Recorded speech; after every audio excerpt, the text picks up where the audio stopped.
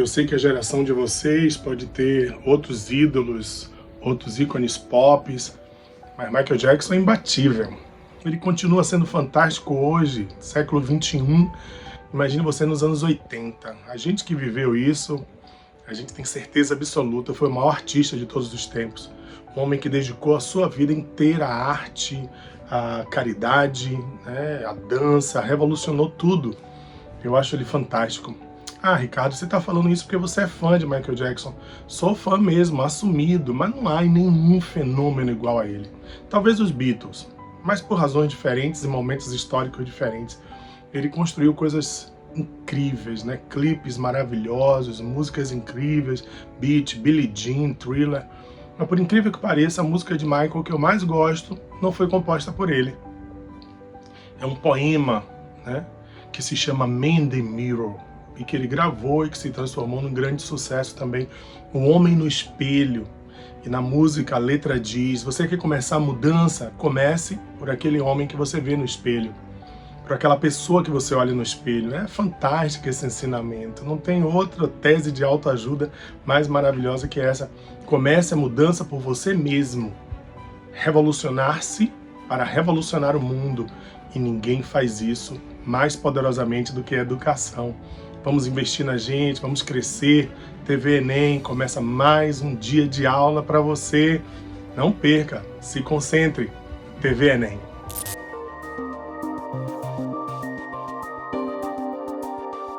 Olá, tudo bem? Meu nome é Chico Figueiredo, eu sou professor de Geografia. Tá? Essa ciência que tenta entender, essa ciência que tenta ser a gramática do mundo e questionar, acima de tudo questionar. A geografia é uma ciência crítica, a geografia moderna, a nossa geografia é crítica, mas ela nem sempre foi assim. E é uma ciência que, ao longo do seu tempo, ela tem como objetivo tentar entender as relações antrópicas no espaço geográfico. Peraí, Chicão, para a gente tentar entender, você falou o nome ciências várias vezes. Sim, porque não é senso comum, não é uma coxa de retalho com várias informações do tipo, qual a capital da Austrália? Não, isso não é geografia. Ou pré-Chicão, então, quando no Egito Antigo as margens dos rios eram usadas para a agricultura. Gente, eu posso lhe dizer que elementos da geografia, elementos que a geografia se preocupa em estudar hoje, já faziam parte e sempre fizeram parte do cotidiano da vida humana. Mas enquanto ciência, a geografia ela começa a ser sistematizada em 1800.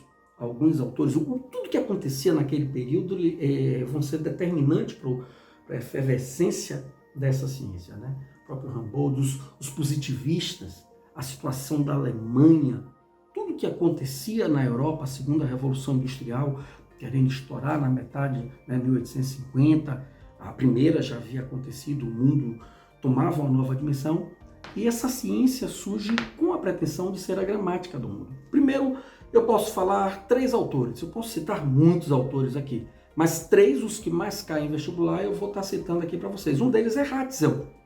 Ratzel, um alemão, ele falava que o homem é fruto do meio, o homem é escravo do meio, o meio determina o que o homem vai ser.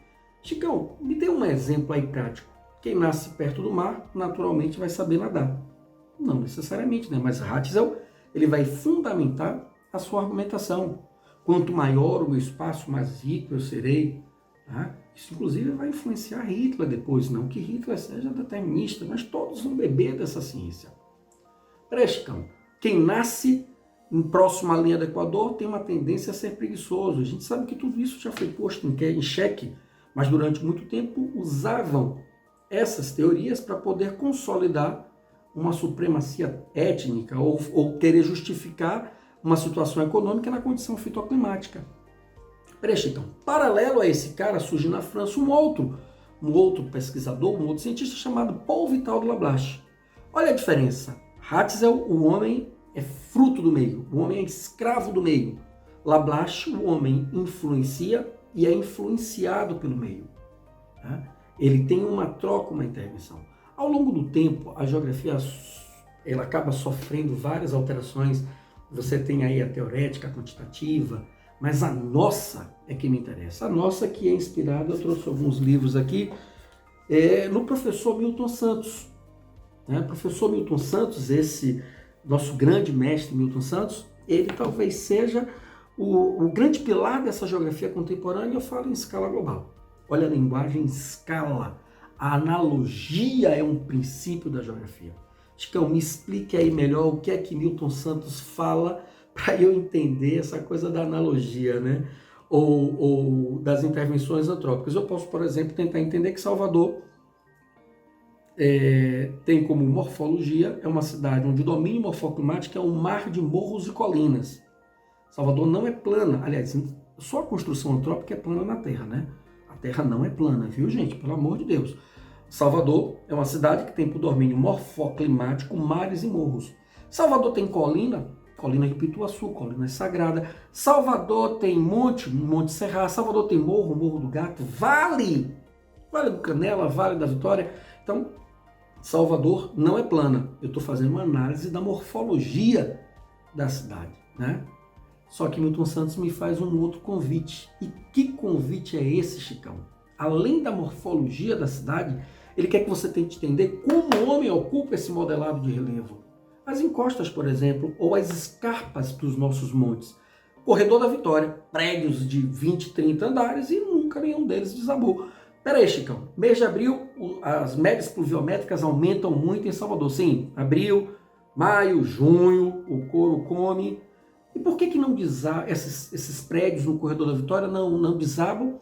E aquele que foi construído lá na escarpa ou naquelas encostas, dentro de umas ocupações desordenadas, eles acabam desabando, levando a toda essa situação que vocês todo ano observam nas cidades que estão no litoral no Brasil.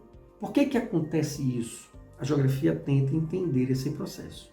Tá? O que leva o homem a uma ocupação desordenada, como ele ocupa esse modelado de relevo, quais são as causas e consequências.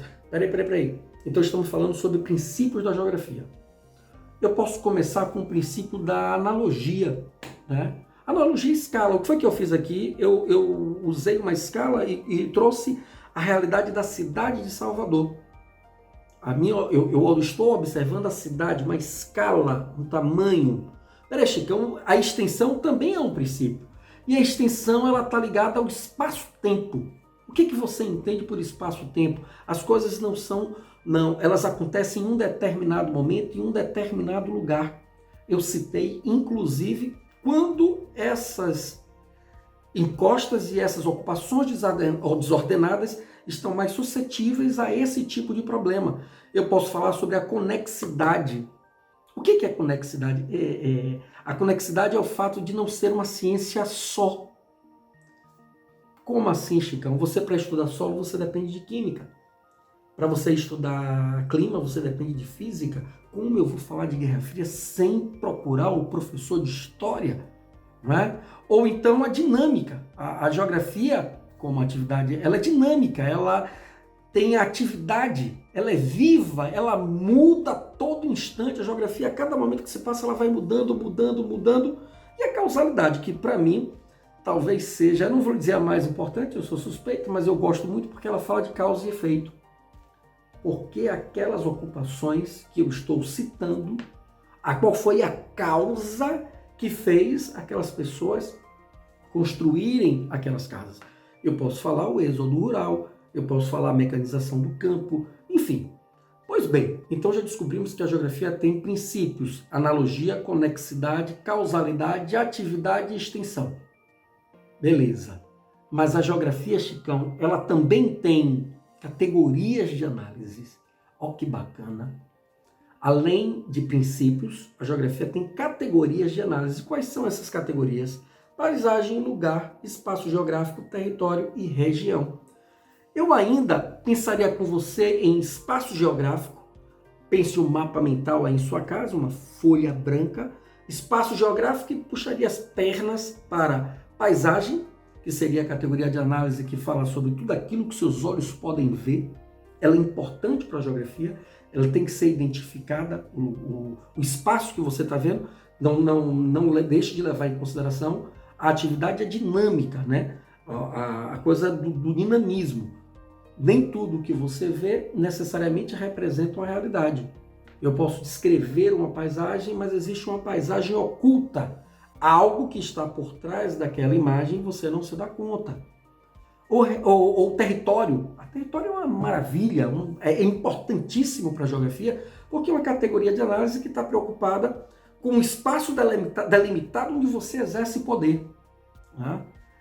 Eu posso usar uma escala de sua casa, que é o espaço delimitado, tem fronteiras, que são as portas, as paredes, onde sua mãe e seu pai exercem o poder.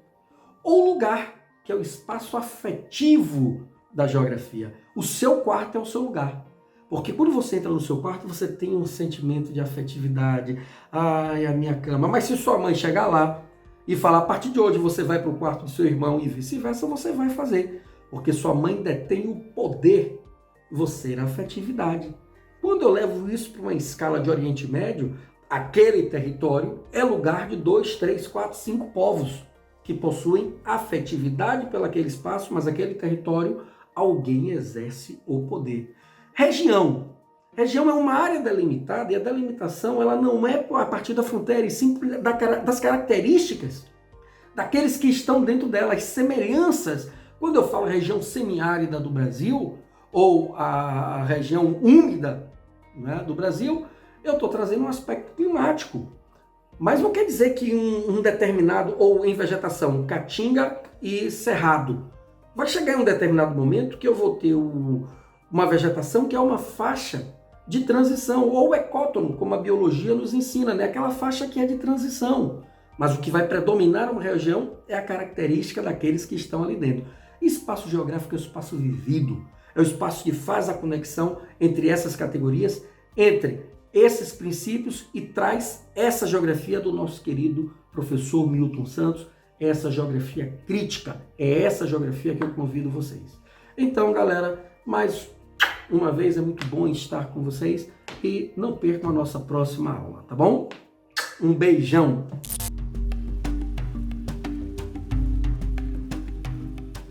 Salve, salve, galerinha! Eu sou a professora Cíntia Lima, do Aula de Humanidades, e hoje eu tô aqui nesse projeto incrível que é a TV Enem, para levar um pouco de educação para você e transformar esse país mais justo e democrático, pelo menos através do processo seletivo do Enem e dos vestibulares. Eu quero ajudar você a realizar o seu sonho e hoje a gente vai fazer isso com uma aula muito bacana de sociologia e com algumas configurações filosóficas, algumas configurações de atualidades, mas acima de tudo, uma reflexão sobre as humanidades para contribuir na sua prova de ciências humanas, assim também como no seu repertório cultural para a redação. Hoje a gente vai falar da sociedade de massa, da sociedade de controle e do espetáculo social.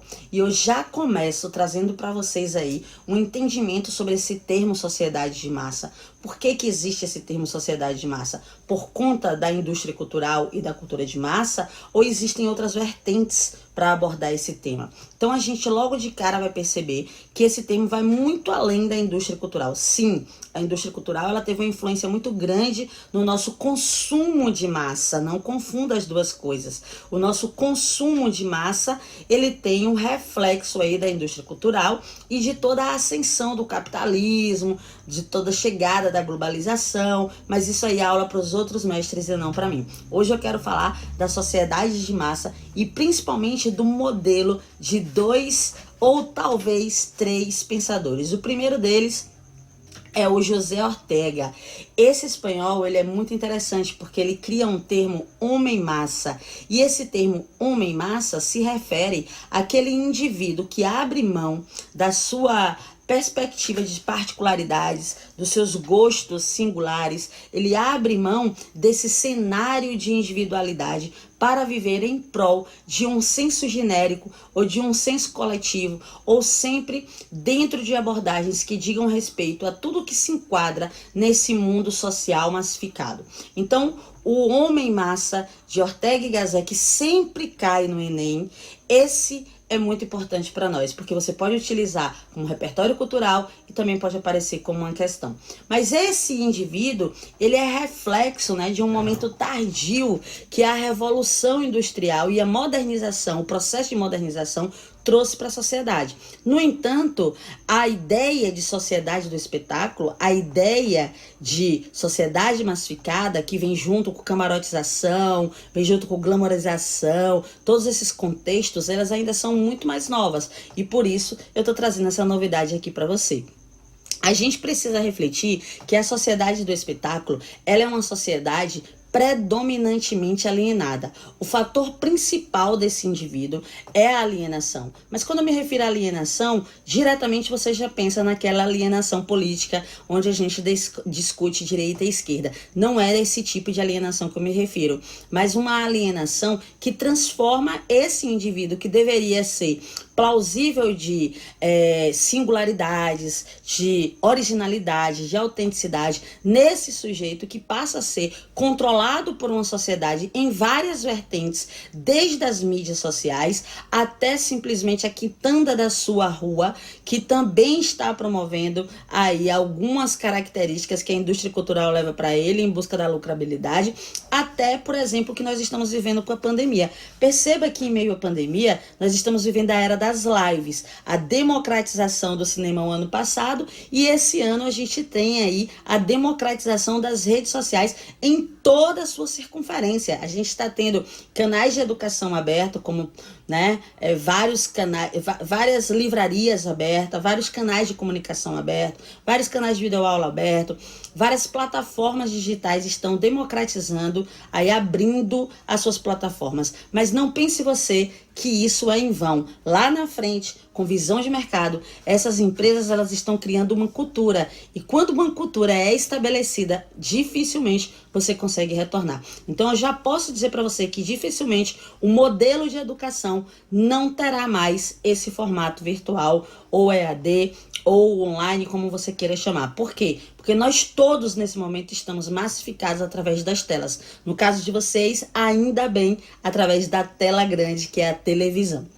Enfim, essa sociedade de massa, ela vive de um exibicionismo e de uma ostentação tão superior às suas particularidades, à sua intimidade, que essa exposição enquadra-se às vezes até como um comportamento patológico. E aí o Enem vem trazendo questões como blog, vlog, selfie, lá na prova de linguagens. Então eu estou fazendo aqui uma interdisciplinaridade. Essas questões que vêm aparecendo no Enem, em tirinhas ou em questões mais efetivas objetivamente, como foi a questão da selfie, como foi a questão do vlog e do blog, são questões que mostram para nós a sociedade que estamos vivendo, 100% não, mas boa parte dela tecnológica e boa parte mediada por imagens. É um mundo imagético, né? É um mundo onde as coisas são medidas e controladas através da ideia de imagem. Uma camiseta branca, por exemplo, ela é só uma camiseta branca, custa R$10, mas uma camiseta branca com um jacaré bordado faz parte de uma marca de uma grande multinacional que já tem uma glamorização e que faz parte de uma sociedade camarotizada e que, quando eu uso, eu simplesmente preciso fazer disso um espetáculo social. Então, a gente está vendo aí na pandemia as lives, que aparentemente são lives solidárias, filantrópicas, e algumas são, mas boa parte delas também serve para vender marcas de bebidas, marcas de roupa e todas aquelas marcas que são referentes ao público que está assistindo.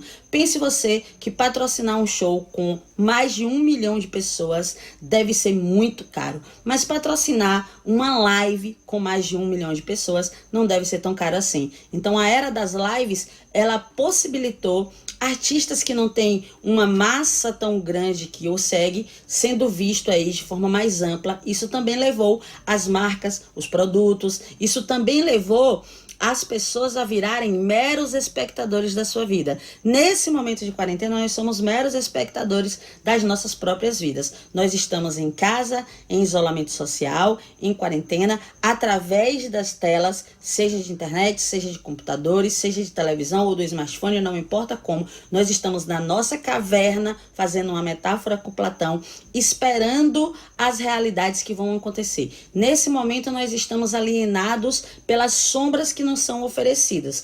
Então, fazendo uma metáfora com a alegoria da caverna de Platão, nós precisamos sair dessa caverna e desejar ficar fora dela, porque transcender a doxa, ou seja, a opinião, Transcender o senso comum é sair da caverna. Precisamos sair dessas cavernas, que são as informações que nos chegam de formas deturpadas, quando não fake news, e ir em busca de um conhecimento pautado na consciência, na cientificidade e em um pragmatismo que vai nos oferecer resultado.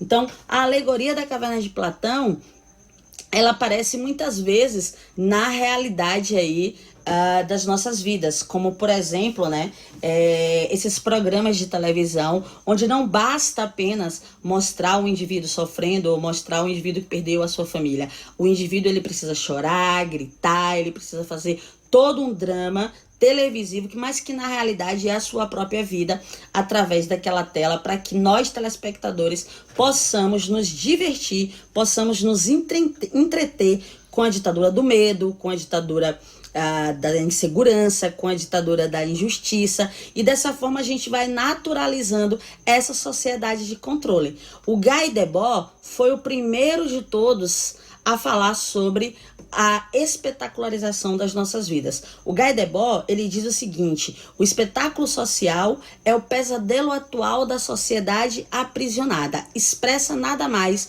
do que o desejo de dormir. É exatamente dessa forma que eu me sinto e que eu tenho certeza que você também. Um dos exemplos dessa sociedade de controle é a camarotização, que não tem funcionado tanto quanto há 5 ou 10 anos atrás, mas ainda existe, foi tema da FUVEST aí alguns anos atrás. A camarotização é um fenômeno social que consiste na separação física entre pessoas de diferentes elementos sociais, não somente por classe financeira, mas também por, entre aspas, nobreza ou por influência, né? Por isso que os digitais influencers são tão famosos no Brasil, né? É um neologismo criado para definir a segregação em vários formatos dessas classes sociais. Então, a neossegregação hoje é chamada de camarotização.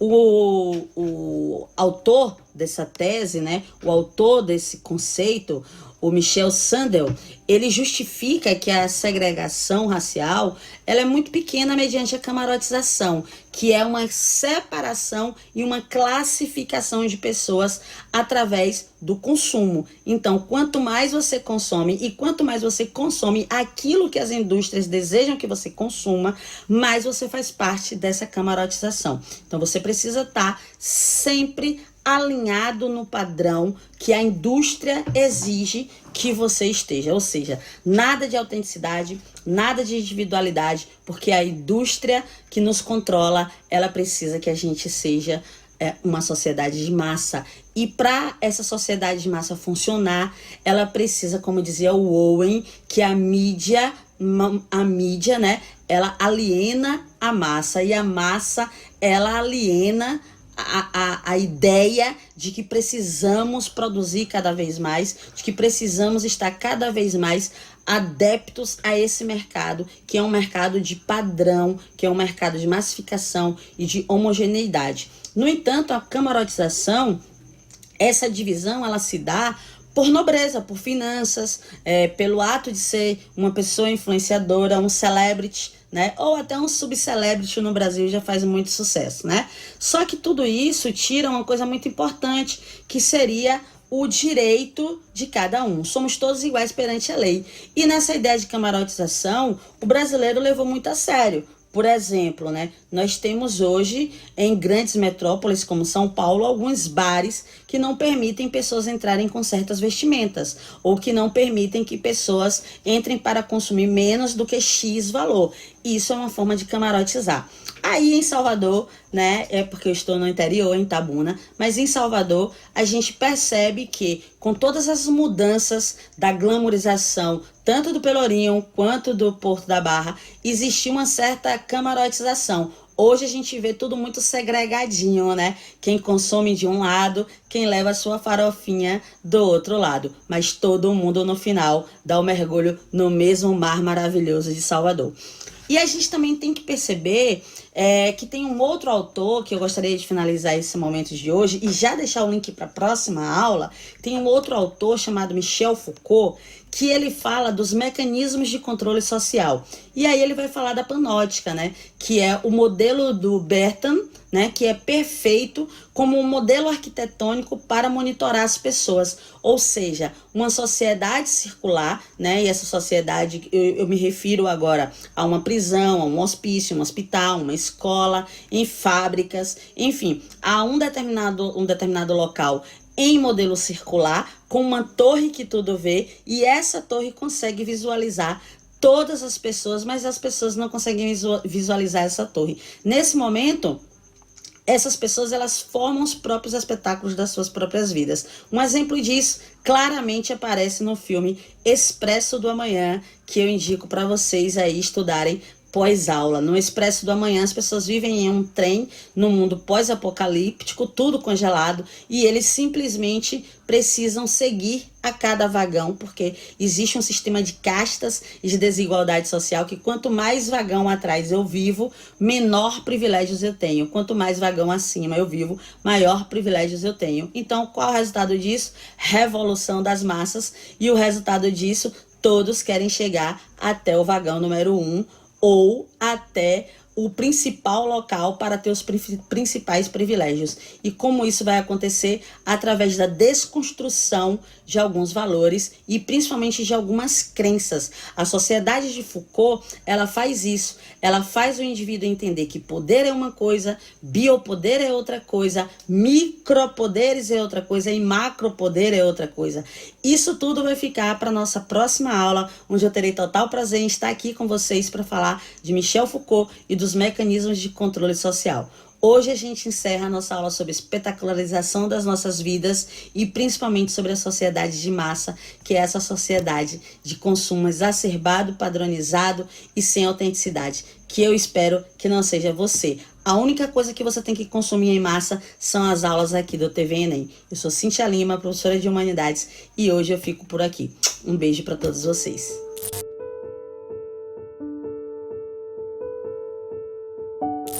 Olá pessoal, eu sou Alan Miranda e quero falar com você sobre o que você pensa em ser quando crescer. Qual o seu interesse profissional? O que você quer aprender? Com o que você quer trabalhar? Que faculdade você pensa em fazer para se realizar como pessoa, para dar sua contribuição ao mundo? Essas perguntas ficavam na minha cabeça na mesma época de vocês, antes do vestibular. E elas vão acompanhar vocês durante toda a vida. Então, você tem que se preparar, na verdade, para uma resposta que não é fechada. Essa pergunta você vai se fazer durante toda a sua vida, durante toda a sua formação profissional. E qual a melhor maneira de você sempre perceber se você está conseguindo vencer na vida, apesar de toda a adversidade que vai estar sempre ao seu lado? A forma como eu respondo essa pergunta é a seguinte. Se lembre de quando você tinha 7 anos de idade. Quando a gente tem 7 anos de idade, a gente tem certeza do que a gente vai querer ser quando a gente crescer. Você vai querer ser bombeiro, enfermeira, médica, advogado, super-herói. Eu queria ser o Batman quando crescesse. E aí você vai fazendo 8, 9, 10 anos, entra na adolescência e chegando nesse momento, a certeza dos 7 anos vai se desfazendo, né? Em função de como a vida se apresenta para você. Qual é a melhor maneira de você se perguntar que faculdade você quer fazer, que curso técnico você quer fazer, o que é que você quer aprender? Se lembre dos seus 7 anos. Viva uma situação em que, hipoteticamente, você se encontre com a sua idade atual, com você mesmo aos 7 anos. Se essa criança de 7 anos encontrasse você agora, nesse período de estudo, de escolha profissional, essa criança teria orgulho de você agora? Essa criança pode olhar para você e dizer, olha, tudo bem, você não vai ser o Batman, nem a Supergirl, mas o que você está pensando para a sua vida, de acordo com a realidade que você se encontra, me faz ter orgulho de você. A relação com a sua profissão, com as suas escolhas, tem que ter uma relação intrínseca com a sua alma, com o seu espírito, com o seu eu interior. Até a próxima!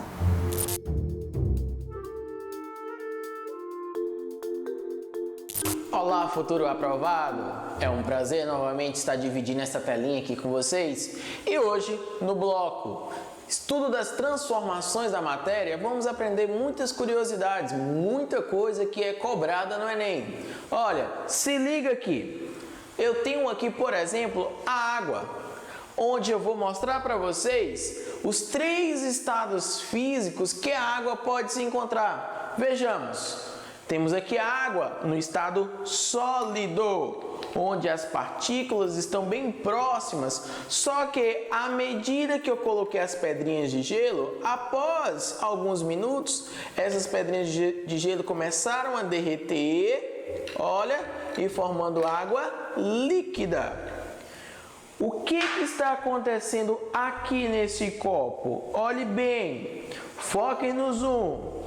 Olha, coloquei aqui uma água bem gelada e perceba que após alguns minutos foi formado gotículas em volta desse copo. Por quê? Da onde é que surgiu essas gotículas?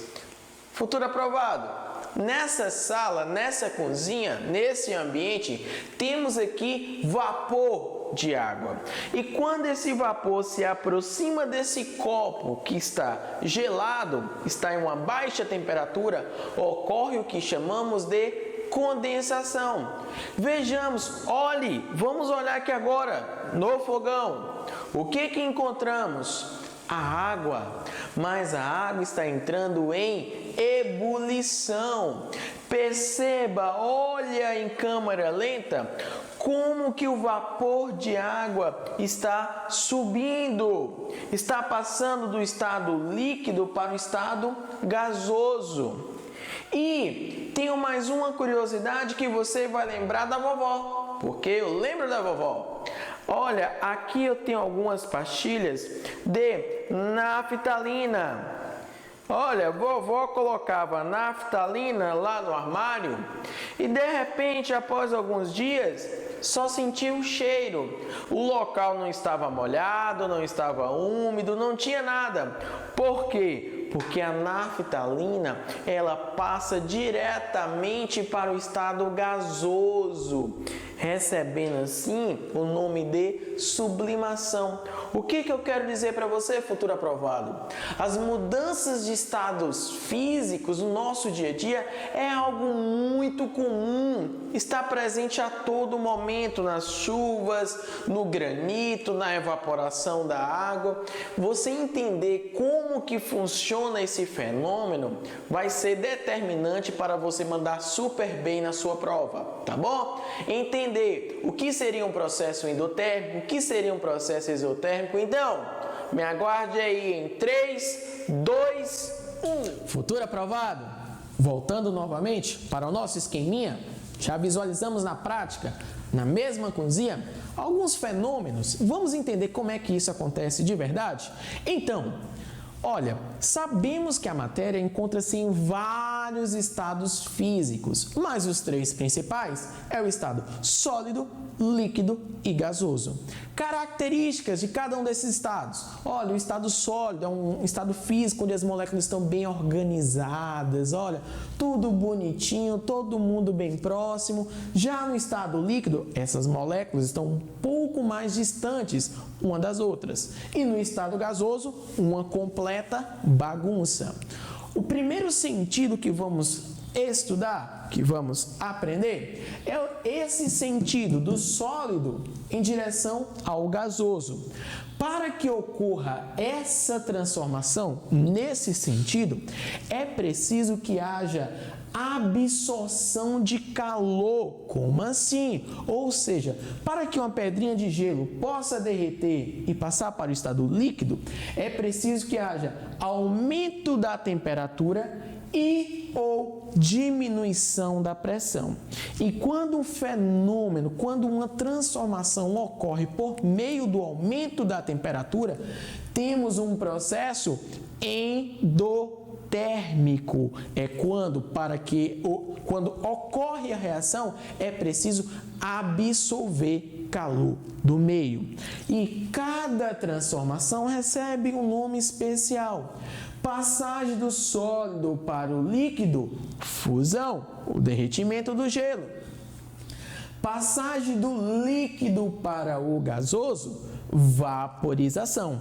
Olha, não coloquei, mas gostaria de pontuar. Essa vaporização, ela pode receber alguns nomes especiais. E esses nomes irá depender da velocidade com que ocorre essa passagem do líquido para o gasoso. Se essa passagem for lenta, em horas, até mesmo dias, por exemplo, a evaporação da água de um rio, recebe o nome de evaporação. É uma subclassificação da vaporização. Agora, se a passagem ocorre em volta de alguns minutos, por exemplo, a água que verificamos lá na cozinha estava entrando em ebulição. Quando a passagem ocorre por aproximadamente minutos, o termo que pode ser utilizado é ebulição. Mas quando a passagem é direta, instantânea, em questão de segundos, você pode utilizar o termo calefação. Tá bom, futuro aprovado? Olha, e uma aposta interessante para o Enem deste ano. Uma transformação que ocorre direta do estado sólido para o estado gasoso. É um tema bem recorrente esses termos, essas passagens. Quando ocorre a passagem direta do estado sólido para o estado gasoso, sem passar pelo estado líquido, recebe o nome de sublimação. Alguns exemplos de sublimação. Inclusive, encontramos lá na nossa cozinha. A naftalina. Naftalina. Você coloca a naftalina, que parece uma pastilhazinha de mentos. Coloca lá no armário. Você só vai sentir o cheiro depois. Você não vê o local molhado, você não vê nenhum líquido. Por quê? Porque a naftalina passa direto do estado sólido para o estado gasoso. E quando isso acontece, é uma sublimação. Tio Elan, fale outro exemplo, por favor, só para ver se eu entendi. O gelo seco, aquele gelo que é colocado na bebida, que faz aquela fumacinha que fica interessante. Ou se não, aquela fumaça da balada, que dá um show lá, que mostra, de modo que fique bem legal. O gelo seco, que é o gás carbônico CO2 no estado sólido, é um exemplo de passagem do estado sólido para o estado gasoso. Tá bom? Sentido inverso. O que temos no sentido inverso? Olha, passagem do gasoso para o líquido e do líquido para o sólido. Para que ocorra a passagem no sentido inverso, é preciso que haja liberação de calor para o meio. E para que haja liberação de calor para o meio, é preciso que haja uma diminuição da temperatura e ou um aumento da pressão. Não se esqueça disso. Diminuição da temperatura e ou aumento da pressão. Esse sentido aqui é classificado como um processo exotérmico, ou seja, na medida que ele ocorre, vai ocorrendo liberação de calor para o meio. A passagem do gasoso para o líquido recebe o nome de condensação ou liquefação. Esses termos é apenas uma forma simples de diferenciar a passagem do vapor para o líquido e a passagem de um gás para um líquido. Em breve vocês... É bom até dar uma pesquisada. Tio Elan, qual seria a diferença de vapor para um gás? Fica com curiosidade para vocês. Olha, condensação, o termo correto, quando for vapor, para o líquido. Liquefação, quando for de um gás, para líquido. E do líquido para o sólido, solidificação. Futuro aprovado, um tema bastante recorrente na prova e tenho certeza que você vai mandar bem. Aguardo vocês no próximo bloco. E até uma próxima.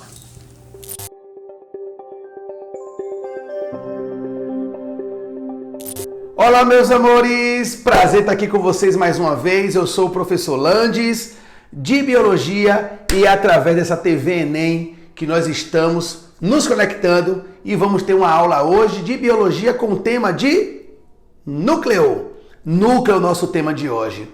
Gente, o núcleo, como você deve saber, é uma estrutura especializada das células eucarióticas. Então, somente animais, plantas, fungos e protozoários têm células com núcleo, já que esses 4 reinos são reinos formados por células eucarióticas. O núcleo é um ambiente específico que abriga o nosso material genético. Dentro do núcleo está o DNA. É um ambiente todo preparado para que esse DNA fique guardado ali dentro. E como você sabe, o DNA é uma molécula responsável pela herança, pela hereditariedade. E ainda por cima você sabe que esse DNA tem genes e que esses genes, quando funcionam, controlam o funcionamento da célula. Olha que bacana, o núcleo é uma casa específica para essa molécula maravilhosa que controla todo o funcionamento celular. Porém, nos eucariotos, a molécula de DNA se apresenta associada a proteínas bem específicas, que são chamadas de histonas. Então, as histonas formam agrupamentos de 8 proteínas, 8 histonas, e o DNA vem, que o DNA é um fio, né? Não se esqueça, o DNA é longo. Ele vem, dá 2 voltinhas nesse aglomerado de histonas, segue em frente. Aí tem outro aglomerado de histonas, ele dá mais 2 voltinhas e segue. O DNA sempre está associado a proteínas histonas nos eucariotos. Por isso, nós o chamamos de cromatina. Quando um biólogo observa no microscópio o núcleo de uma célula, ele vê o DNA como se fosse uma espécie de fio preto, bem comprido e bem emaranhado. A esse nome, a essa percepção, nós então batizamos com o termo de cromatina. Resumindo, o que é cromatina? Cromatina é DNA mais histonas. E essa cromatina ela tem condição de se compactar, de ficar menor, de se enrolar ou se desenrolar. É isso que o DNA pode fazer, ele pode se enrolar ou se desenrolar. E ele é muito comprido. Setores, porções do DNA que estão enroladas em um nível intermediário de enovelamento, nós então chamamos de heterocromatina. Ali, os genes não estão ativos. Quando então o DNA apresenta-se de maneira mais esticada, com fio mais relaxado, nós falamos, opa, eucromatina.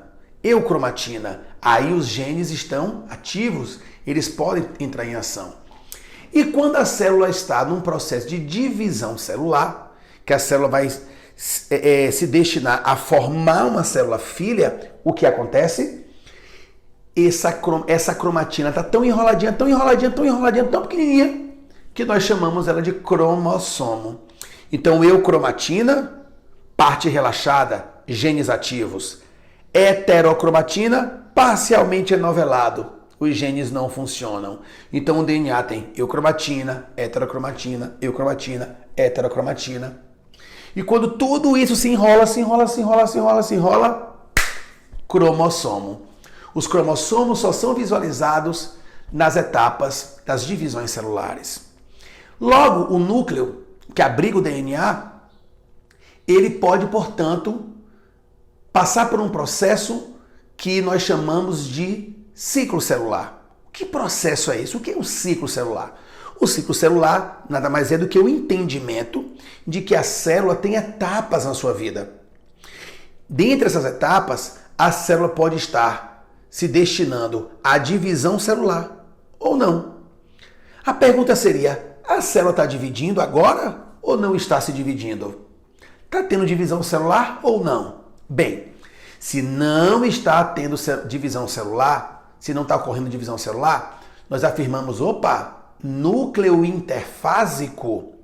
O que seria essa interfase? O que seriam, portanto, estas etapas nas quais a célula não está se dividindo? G1, S e G2. A intérfase envolve essas 3 etapas, G1, S e G2. Na etapa G1, o que é que está acontecendo? Célula está crescendo. Muita atividade citoplasmática. Na fase S, fase de síntese, o que acontece? O DNA está sendo replicado. É o momento em que a célula produz o dobro de DNA. Nós, por exemplo, temos 46. Na fase S, vamos para 92. Dobra. E o que é a fase G2? É uma fase preparatória que antecede a etapa M. G1, S e G2 é a intérfase. E a fase M é o quê? A fase destinada à divisão celular, que pode ser uma mitose ou pode ser uma meiose. Vamos falar primeiro da mitose? Na mitose, existem 4 etapas: prófase, metáfase, anáfase e telófase. Nessas 4 etapas, a célula, portanto, desintegra seu núcleo, desorganiza seu núcleo, alinha os cromossomos no meio, divide os cromossomos para as células filhas. Desta forma, ao final de uma mitose, nós vamos ter cópias perfeitas das células que começaram o processo. Então uma célula humana, por exemplo, nossa célula é 2N igual a 46. Por que 2N igual a 46? Bem, eu recebi 23 DNAs do meu pai e 23 DNAs da minha mãe. São 2 origens distintas, uma materna e uma paterna. Então, N do meu pai, 23, mais N da minha mãe, 23. Quando soma, dá 2N igual a 46. Numa célula humana, na mitose, se ela é 2N igual a 46, uma célula forma 2. E essas 2 células finais também tem 2N igual a 46. Olha que interessante, a mitose forma cópias celulares. As células vão se clonando naturalmente. E isso que é mitose. Fundamental para o crescimento de organismos.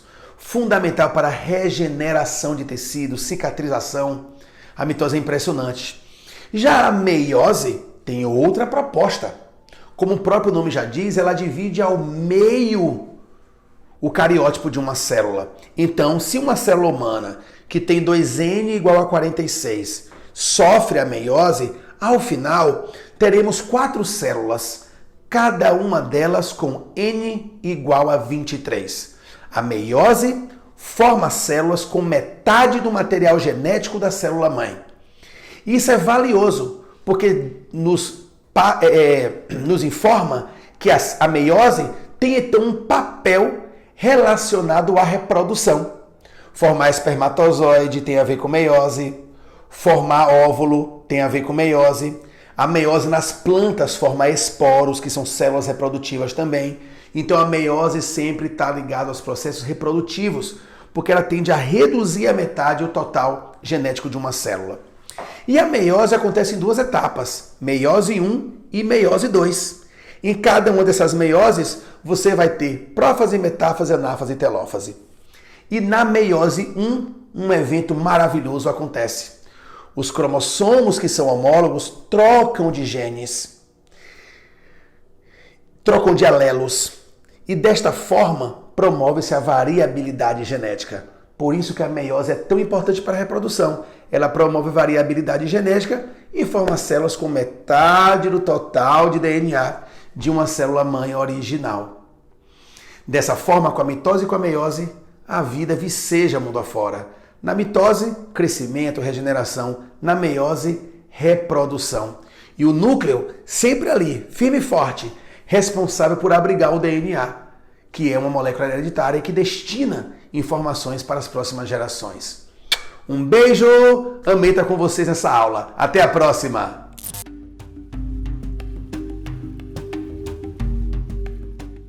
Gente, tudo bem? Então, o nosso tema da aula de hoje são as artes plásticas no modernismo brasileiro. Então, nós lá estamos por volta dos anos 20 no Brasil, de modo específico em São Paulo. Então, os nossos artistas, eles recebem um influxo de artistas franceses, principalmente lá onde a arte moderna acontecia. Então, para chegar aos nossos artistas, eu preciso dizer para vocês o que é arte moderna. Então a arte moderna, ela traz um novo preceito para a arte, uma nova construção para a arte. Então os artistas de antes, os acadêmicos, né, eles queriam embelezar a vida. Ou seja, através da arte, eu torno a vida mais bonita. Então eu retrato as coisas mais belas, os sentimentos mais puros. Isso era até mais ou menos o final do século XIX, quando vem o impressionismo, em que os artistas eles já começam a mudar um pouco essa perspectiva de beleza. Então agora no século XX surge essa arte moderna. Então lá fora o primeiro movimento de arte moderna é o cubismo. Então os caras já fragmentam a realidade, eles já colocam uma arte para questionar algumas coisas, ser mais crítica, fazer o espectador, o sujeito que lê a obra de arte, ver de uma forma diferente, não aquelas fotografias praticamente que eram até então as obras de arte dos séculos anteriores. Então o século XX traz essa transformação. Então vocês vão ver artistas lá fora como do cubismo, como o próprio Picasso, impressionistas, expressionistas como Van Gogh, que eles já não querem mais tornar a arte como uma coisa que atraia você, que lhe cria um deleite. Na Itália, você tem o futurismo, tá bom? De Marinetti. Então os caras já querem trazer para a arte uma nova discussão e não causar em você, o espectador da arte, um frio estético, aquele cara que procura beleza. Isso vai acontecer de modo geral, não só nas artes plásticas, que é a pintura, na música e na literatura, que é o mais visível. A literatura tem o mais visível de você perceber essas transformações. Então, essas coisas acontecem de modo específico na França, se bem que a arte moderna surge em vários países europeus, na Rússia, na Itália, na Suíça, entende? Na Espanha, e tudo isso conflui para Paris, desse período, né? Paris do início do século XX. Por que Paris? Porque Paris era a referência de cultura neste momento do planeta. Então, como o Brasil culturalmente tinha essa estrutura francófona, de influência francesa, os nossos artistas vão buscar essa influência e trazer isso para cá. Então vocês vão ver vários artistas brasileiros que vão trazer essas influências. Então nas artes plásticas, na literatura principalmente, na música, mas na música é muito difícil você perceber, né? Mas literatura e artes plásticas, isso é muito claro. Então vem para cá essas ideias de fora. Então vem para cá o futurismo, vem o cubismo, o expressionismo, o dadaísmo. Então essas coisas todas vêm para o Brasil. Então vários artistas da pintura e principalmente da literatura vão absorver de forma diferente esse momento. Então assim, tem uma coisa que vocês conhecem bastante, já ouviram falar desse instante no Brasil, que foi a tal Semana de Arte Moderna, em que os artistas resolvem de alguma forma, vamos chamar assim, não é? Saborear, não é? Festejar essa grande transformação nas artes. Então, assim, o lugar em que tudo acontece é São Paulo, lá fora Paris, aqui São Paulo. Então, assim, inclusive lá que aconteceu a Semana da Arte Moderna, em 1922. Então você tem, na literatura, você tem dois grandes nomes. Você tem o Oswald de Andrade e você tem o Mário de Andrade. Esses caras juntos foram amigos, depois se tornaram inimigos, né? Eles lideraram o movimento. Na pintura, você tem de Malfatti, de Cavalcante, Portinari, Tarsila do Amaral. Então esses artistas fizeram, na verdade, trouxeram para o Brasil essas artes.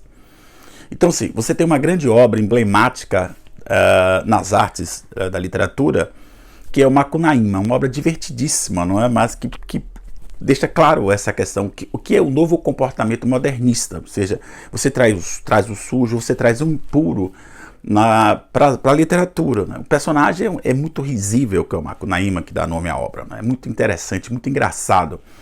Então, assim, ele traz o impuro, traz aquilo que desagrada. O cara é um sujeito interessantíssimo, o Macunaíma. Ele é o chamado anti-herói, né? O sujeito que onde ele chegava, ele perguntava se tinha pé de dinheiro. É muito interessante, a história é muito bacana. E você traz justamente essa tendência das artes modernas, né? de transformação.